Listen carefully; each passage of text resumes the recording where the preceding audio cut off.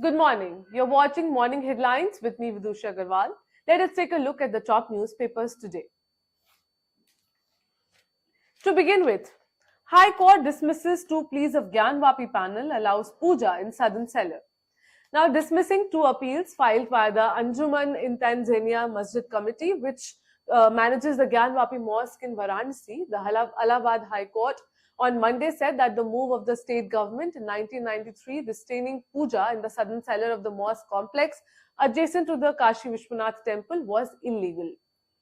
Well, a court here says the mosque committee had filed appeals challenging two orders of the Varanasi District Judge Court on January 17 and January 31. On January 17, the district judge had appointed the Varanasi district magistrate as receiver of the southern cellar, which the Hindu plaintiffs call Vyasji ka Tehkhana. Now, dismissing the mosque committee's appeals, Justice Rohit Ranjan Agarwal in his order said that the worship and rituals which continued to be performed in the cellar by Vyas family till 1993 was stopped by illegal action of the state without there being any order in writing. Well, the news has been covered on the front page of the Indian Express as well as the Times of India.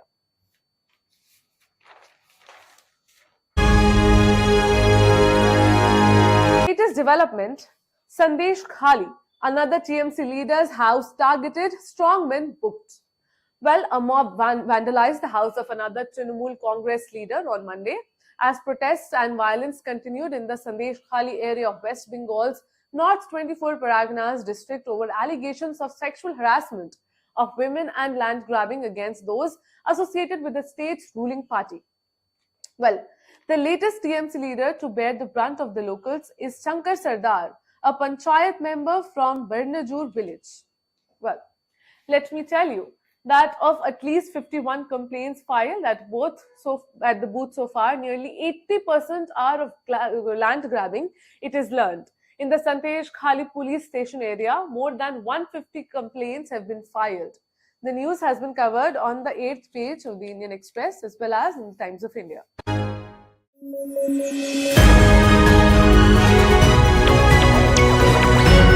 In a significant development, 8-story building, multi-level parking, PM launches Gurgaon railway station revamp project. Well, Prime Minister Narendra Modi on Monday laid the foundation for upgrading the Gurgaon railway station under the Amrit Bharat station scheme via video conferencing.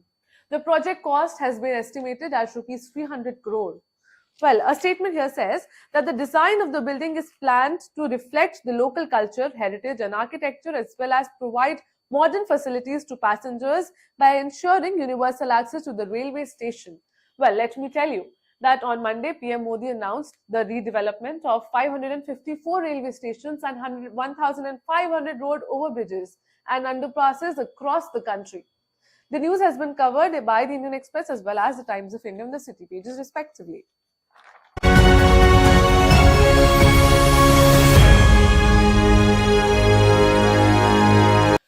Now let us take a look at the international news. Palestinian PM resigns to usher in US-backed reforms in post-Gaza war. Well, the Palestinian Prime Minister announced the resignation of his government on Monday, paving the way for a shake-up in the Palestinian Authority, which the US hopes will eventually take on as a role in post-war Gaza. The move comes amid growing US pressure on President Mohammed Abbas to shake up the authority as international efforts intensify to stop the fighting in Gaza and begin work on a political structure to govern the enclave after the war. However, Netanyahu has vowed to destroy the military and governing capabilities of Hamas, which has ruled Gaza since 2007 and staged the October 7 attack on Israel that has set off the current war. He has called for Israel to maintain open-ended security control in the territory, which after the conflict with Palestinian officials in charge of civilian affairs. The news has been covered by the Indian Express as well as the Times of India.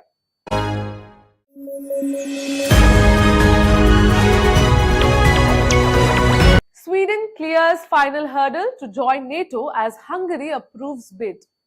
Hungary's parliament voted Monday to ratify Sweden's bid to join NATO. Well, bringing an end to more than 18 months of delays that have frustrated the alliance as it seeks to expand in response to Russia's war in Ukraine. Well, Hungary ended months of delay to complete Sweden's security policy shift and followed a visit by Sweden Prime Minister at which the two countries signed an arms deal. Meanwhile, Monday's vote on Sweden's NATO accession was just one matter on the busy agenda for lawmakers in the Hungarian parliament. A vote was also held on accepting the resignation of President Katalin Novak, who stepped down earlier this month in a scandal over her decision to pardon a man convicted of covering up a string of sexual assault cases. The news has been covered on the world page of the Indian Express.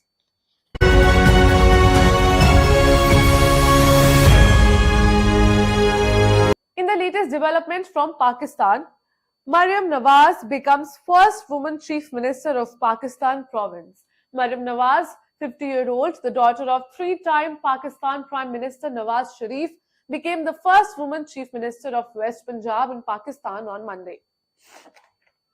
History made Maryam Nawaz Sharif takes oath as the Punjab's first ever female chief minister, a giant leap for Pakistan, her party said in a post.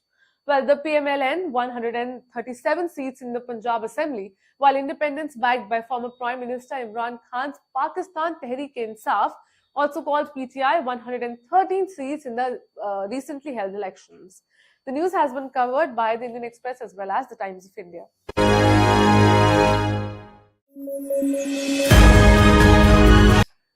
Let us now take a look at the economy page.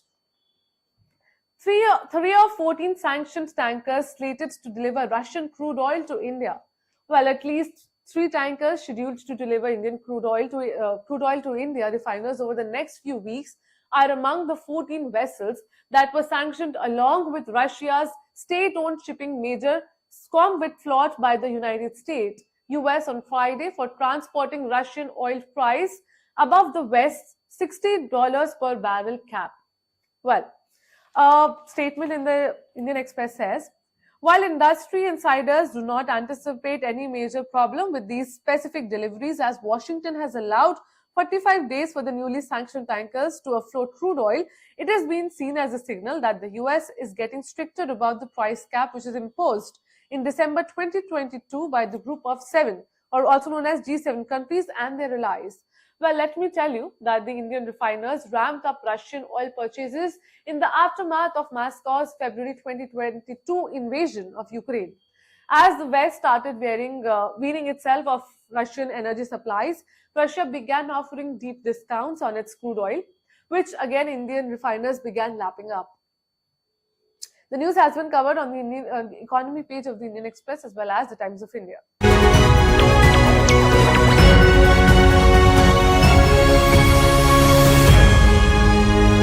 Not the least, let us now take a look at the sports page. Team India sealed a series win and a faith in tomorrow's Team India. While making an invincible lead of 3-1 in the ongoing series, the Indian young gun has thrashed the English side by 5 wickets in the 4th test match at Ranchi. After losing 5 early wickets on the 5th day, the Indian side was under pressure, but all thanks to youngest Shubman Gill and Dhruv Jurel for their consistent performance. Both the batsmen comfortably achieved the total and showed the dominance of the Indian team. For now, India has won the series with a comfortable lead of 3-1 and will play the 5th and last test match at beautiful Dharamshala. Well, that's all for today.